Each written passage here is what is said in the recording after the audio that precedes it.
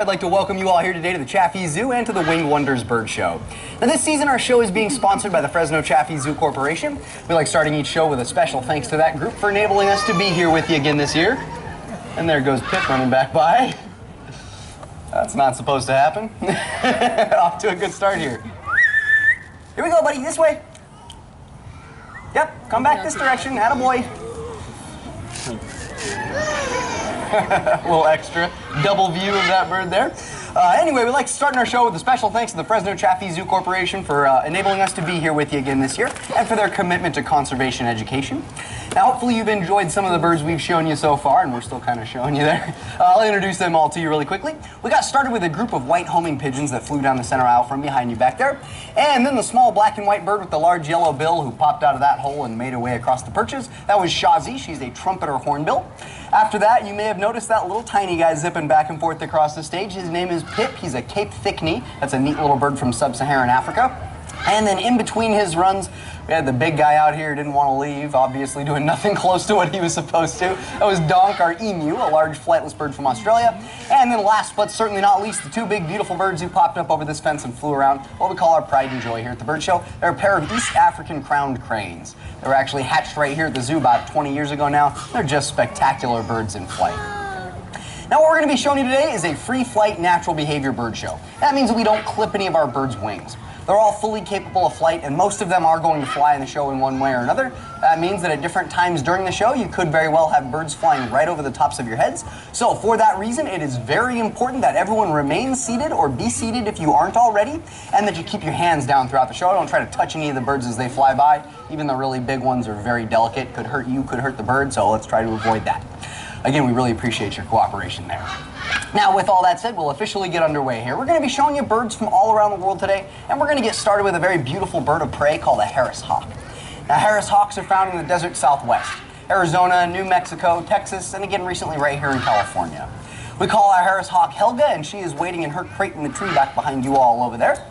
We're going to let her out, have her fly around some, and I'm going to tell you a little bit more about her as she does so. But before we do that, if I could get the gentleman in the back right there to have a seat. She's still kind of new at this, and she's going to think you're calling her over to her, and you might get a closer look than you want. So get all prepared here.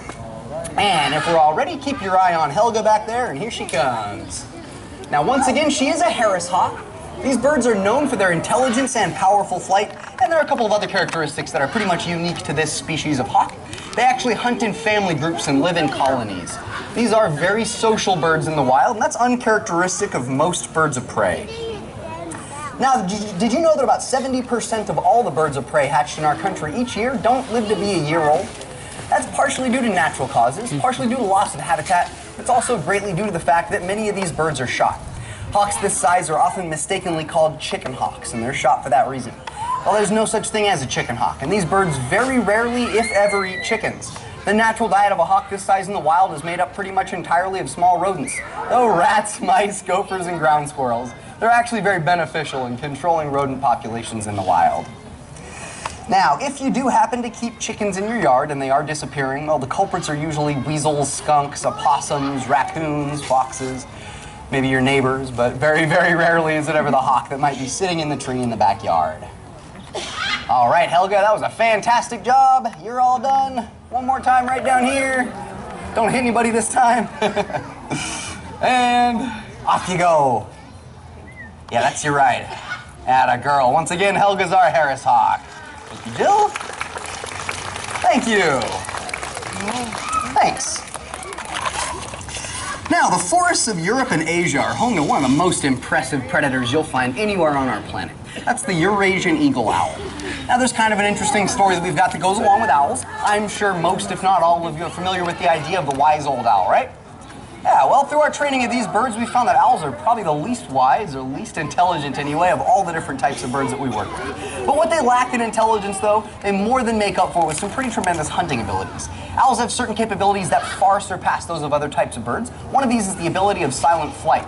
The owls have uniquely structured edges on their feathers to kind of filter the air as they fly. They make an owl in flight pretty much completely silent. Now, before we demonstrate that silent flight for you, we're going to give somebody out there in the audience the opportunity to take an awesome photograph of this owl. So I need the help of an adult volunteer for this one. Somebody with a camera, and you got to be pretty brave, all the way in the back in the hat. You want to give this a try? Black hat, come on down, bring your camera or phone or whatever you got. This will be really fun. for us.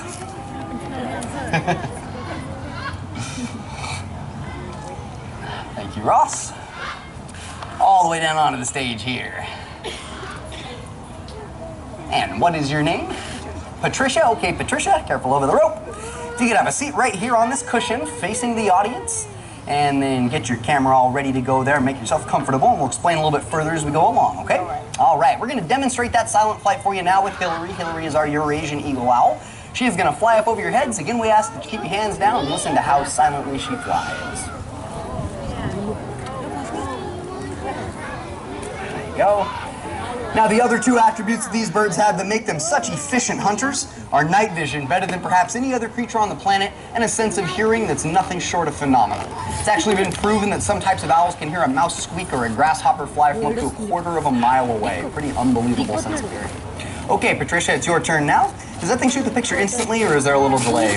Little delay, okay. She's going to fly from where she is back there and land on this perch we're putting just above your head here. You're going to want to aim in that direction and fire away about after right when she's crossing the rope or so. Just kind of keep in mind you're going to get your best shot like just before impact here, okay? Or before she lands, you know what I mean. All right. Yep, we're working down here, Hillary. Okay. I'll lighten the load back there, and here she comes. Get ready and go. You get it? Excellent. You're going to get it again now, Patricia. It's a good day to wear a hat. You're on the wrong end of the bird. I tell you what, if you trust me with your phone, if you want, you can stand up next to her and I can get a nice close-up of the two of you together. Bird. Go. Let's get her looking the right way. All right, this way, Hillary. Owl.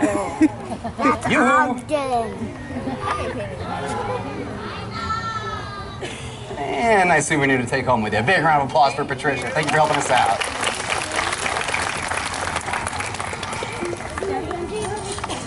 Now, once again, Hillary is a Eurasian Eagle Owl. This is the largest and the most powerful of all the different species of owl on the planet.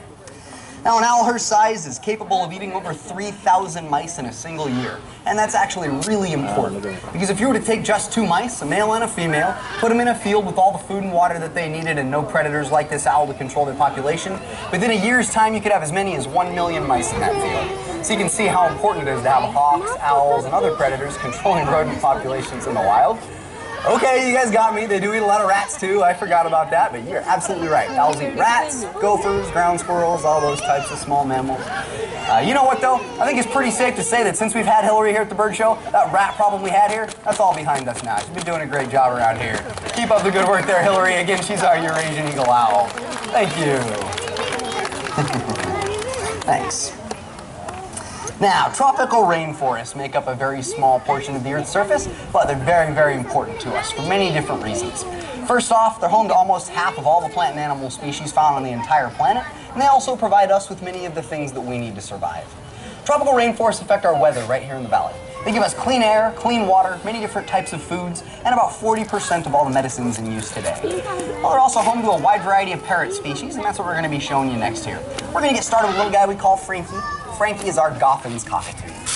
Now, parrots are right up toward the top of the intelligence scale in the bird world, and in order to demonstrate Frankie's intelligence today, I need the help of another brave volunteer. This time somebody with a $1 bill. And young man right there, you want to give this a shot? Yep, if you could jump all the way up on the bench there for me so everybody can see you there. And let's see your dollar. Okay, you got that folded up right. Hold that straight out to your side in the tips of your fingers. Like just straight to the side. Yep, just like that. And don't move a muscle, okay? You're not afraid of birds, are you? No? Good answer. Okay, hold really still, all right? Don't move. And right in that hand, Frankie, grab that dollar. Get it? Got it? Good. You cannot touch the bird. Please do not do that. And right back to me. Show everybody where you put all that money you find out there. Yeah, right in my pocket. Good boy there, Frank. And thanks for helping us, pal. You did great. Who's got a 10 wants to try this now? No one ever falls for that. Here, you want your dollar back? This is the fun part. Jump back up there again for me. Hold out both your arms once you get up there. Out to either side, just like that. Now flap really hard. Fly down here and get it. Good try. Just hold out one arm. Doesn't matter which one to Frankie. Either one, and flip your hand over so your palm is facing up. Just one of them though. Yeah, just like that. He's going to fly back out there and put this right back in the palm of your hand, okay? Hold really still. Let Frankie do all the work here. Right in that hand there, Frankie. Good. Right back to me there, buddy. Very nice job. Thanks for helping us out back there, pal. You did great. Thank you. Now, once again, Frankie's a Goffin's cockatoo. These parrots are found in the tropical rainforests of Indonesia. I don't want you to think they're out there flying around the rainforest looking for people holding out dollar bills for them, but it is a good example of how they can use that beak to help them gather and carry all the food items and nesting materials that they need. All right, Frankie, that was a great job. You are all done there, buddy. Again, he's our Gotham's cockatoo. We'll see you next time. Well, thank you. Now, believe it or not, talking is actually a very natural behavior for parrots. In the wild, most kinds of parrots can learn to mimic or imitate the sounds of other birds that they hear, sometimes other types of animals as well. They are pretty much the champions of vocal mimicry. Well, what they hear in captivity most often are human voices, so that's what they learn to mimic. That's how we end up with talking parrots. We've got a couple of pretty good talkers to show you now, and Ross Laird is going to introduce the first one to you here. This is Peabody. He's a yellow-naped Amazon parrot. These birds are found in Mexico and way down into Central America. Now we always start out by having Peabody tell everybody hi. Oops, let's try this again here. With the microphone on this time. Can you say hi? Hi! There we go, that works better. Now we do have another yellow-naped Amazon. Her name is Gabby. We'll see if Peabody will call her out. Very nice, there you go. It works every time, there she is. Okay, Peabody, what do you say to Gabby? That boy. All right, and Gabber, what do you say to Peabody? Hello. One more time? Hello. Atta girl. Now, both of these birds grew up on a farm, and they had learned to do some barnyard sounds. We'll start Gabby off here with her chicken. There you go, good chicken, Gabby. And both of these birds can imitate a horse. Stereo even. Also on the farm, you'd find a lot of cats. Peabody, can you call the cat? Boy, they are. Pretty good. What do you think, Gabs? Did that work? It did work. Well, he got it anyway. Now, Gabby's also learned to do a little bit of a song. See if she'll do that for us. You ready, Gabby? Let's hear your song. There you go, that's it. Pretty good. Yeah. Peabody, what'd you think of Gabby's song? What? I don't think you liked it very much. All right, is he just going to criticize, or can he do any better? He can do way better. Way better. All right, let's hear what you got. Peabody does sing a short but interesting version of I Left My Heart in San Francisco. Okay, let's clear your throat first. Clear your throat. A little better? Yeah, you got it that time. I think you're ready to go now. Here we go, you're singing. Out loud. Clear your throat. Now you're singing. What are you watching? Nice. We lost him. Here we go.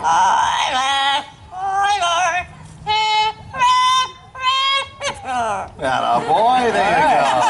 Good job. That was it, huh? Thank you. They liked it. Thanks. It was interesting. We'll give you that. I didn't say it was going to be good, just better than hers. Fair enough. He likes my jokes. Now, we don't want you to rush out to your local pet store thinking you're going to buy a talking, laughing, singing parrot. The vast majority of parrots in captivity never do learn to talk in their entire lives, and it does take a couple of pretty special birds to come out here in front of a group of people and do what they're doing for you here today. Now, having said all that, I'm going to run Gabby through her routine really quickly once more. You ready? Start it with your chicken. Good finish over there, too, Peabody. And quickly now, your horse. Atta girl, very nice. What do you say about that putty cat? That's what I thought. And still kind of chuckling over there. It's still funny. How about a little bit more of that beautiful song? There you go. With that, we're going to say goodbye to Gabby. Thank you. And before Peabody goes, he also likes to tell everybody goodbye. You with me there? What are you doing, Peabody? Taking his sweet time here. Here we go. You're saying goodbye.